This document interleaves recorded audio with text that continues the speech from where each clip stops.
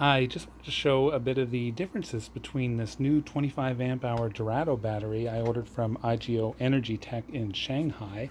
I'm going to put a link to those guys down in the description, and their sales rep, Jenny, I'll put her email address down there as well because she's been just fabulous to deal with. But I want to show the difference between this battery here and then the one that came on my bike. I have an NCM Moscow Plus, and this is the battery that came with it. It's a Dorado battery. This battery is used on tons of e-bikes. So you'll see it all over the place. And there's this version here. There's a narrower version. There's a shorter version. There's a couple versions of it. But any of the bikes that take this sort of longer format one, the one you're seeing here, are pretty much going to be able to take this new battery, with the exception there's a little bit of extra height. So you just got to check that. If you're dealing with IGO, their sales rep Jenny will walk you through making sure your bike will work with this battery. And it's only the height you got to worry about, and a little bit of the width, but I don't think many bikes have width concerns. So what a difference in weight. This battery is heavy. This is a regular e-bike battery. It's heavy.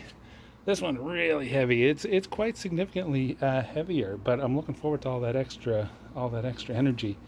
As I think I mentioned in my other video, this one has the handle. The old bike has, or the old battery has a handle. The new one doesn't come with a handle, but it is pretty grippable, so I think that'll work out just fine.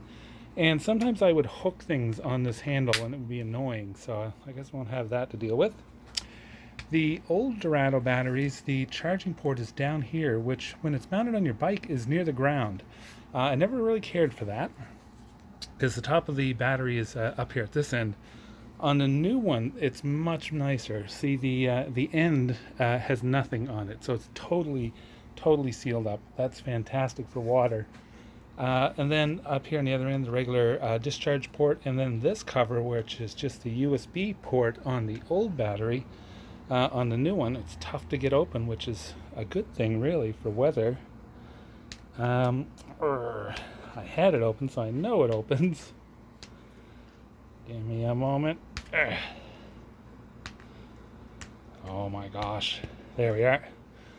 It has both the USB and the charging port in one spot, and honestly, this cover is a lot thicker and a lot nicer than the old USB one that they have on the old battery.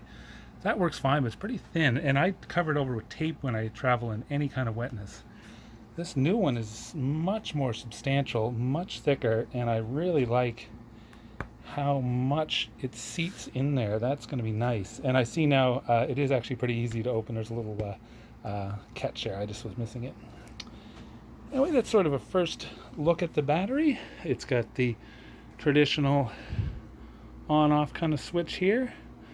This one you press and hold when you want to see the charge level. It doesn't sort of stay lit. Came with 3 bars, which I think is perfect.